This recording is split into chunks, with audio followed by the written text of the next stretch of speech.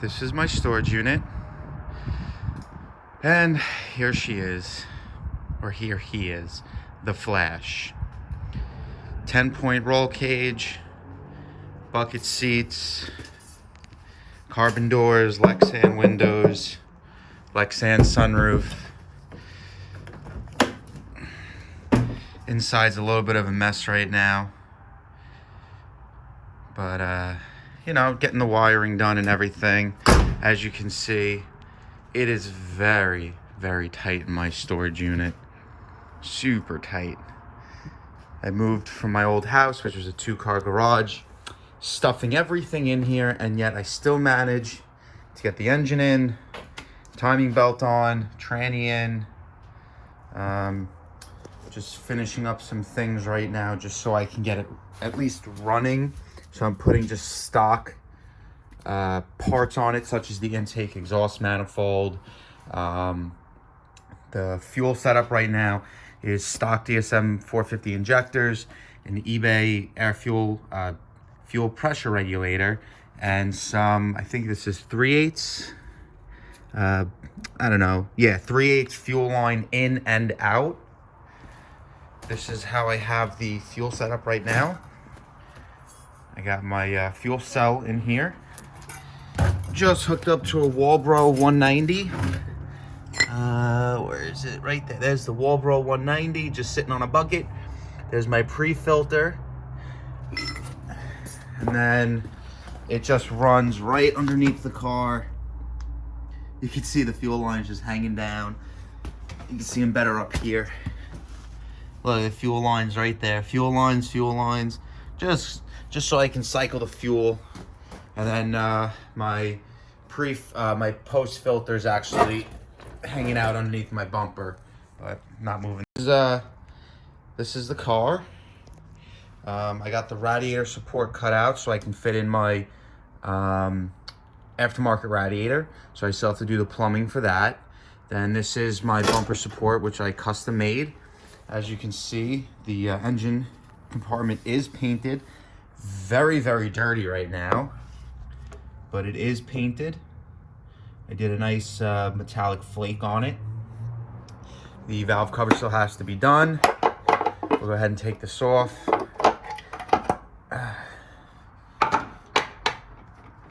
Nice and clean.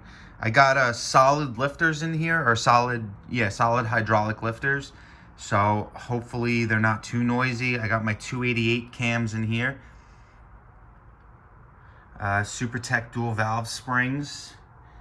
Kegley oil pressure regulator. I already cycled the oil through the engine. I hooked up a drill to the oil pump and just spun the hell out of it. Made a little bit of a mess when one of my fittings was not in place, and the oil kind of just went absolutely everywhere, about 3 quarts of it. And I plugged it up, and then oil started coming out of the head, which is great. I checked all of my orifices for the oil, and they were all doing good. Got all the air out, so now there's oil cycling through the engine. And went ahead and did the timing. I got, you know, about, what is it, I don't know, about a gallon of oil in here, just to kind of sit in there for now. I just have to finish buttoning up the oil pan, because after I put oil in it, your boy forgot to put the, the output shaft from the transmission to the transfer case. So I had to take the oil pan off in order to do that. And to do that, I had to drain the oil, take the pan off, put in the shaft, put the pan back in, put the oil in. And I only have about 1 bolt holding that oil pan on right now. Yeah, you can see my torque converters in there with the Kegley flex plate. Got to bolt that up today. So, you know, I'm going to try to do more videos of me working on the car and everything. I just don't have anywhere to put the camera or to film it good. So I'll just be posting updates and everything. I just want to get this thing done already. I just want to get it started. So let's see what other goodies I have in here. Oh, I got my big ass turbo in here. Really, really big ass turbo. Oh, this thing's a beast. Yeah. This thing is an absolute monster. I mean, you can't, it's so hard to tell on camera, but it's massive. It's a T4 Borg Warner. There's the part number for it. All right, and it weighs about a bazillion pounds. But we're gonna go fast because of race car. What other goodies do I have? I got all my transmission fluid. Go ahead and focus. I got the passenger front, you know, new bushings, ball joints, things like that already. New hub bearing with my ARP studs in it. There's the axle for the front right. Then let's see what else I have to do. I got, this is the good stuff. This is not the stuff I wanted to just put on for right now, but got my fuel pump, Aeromotive. Got a pre-filter and a post-filter. These are all 10AN. I have my 10AN fuel line right here. So this is basically gonna go from the fuel pump, from the fuel tank to the pump. That's the harness that I have to fish back through the firewall and plug everything in. Got my steering wheel and my honky thing. This is gonna be, you know, some I don't know. Let's make it the nitrous, and let's make this maybe a line lock or something with the brakes. Who knows? Maybe I'll just make them horns. Have 3 different horns on the car for no reason. Yeah. So that's the intake that's going on. This is some old stuff that I have bagged. So when I took everything apart, I labeled it power steering pump, timing belts, some other goodies. These are all when I built the engine.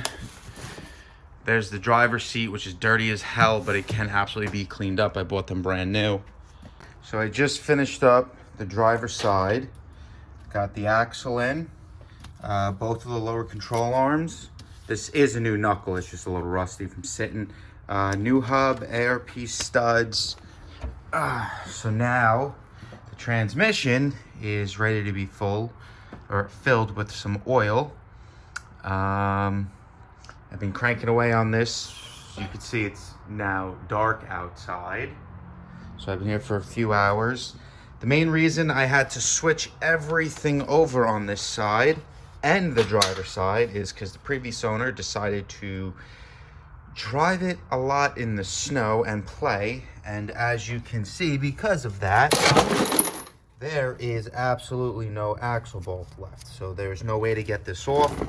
The other side, I drilled it out, and drilling out an axle is it is a lot of work.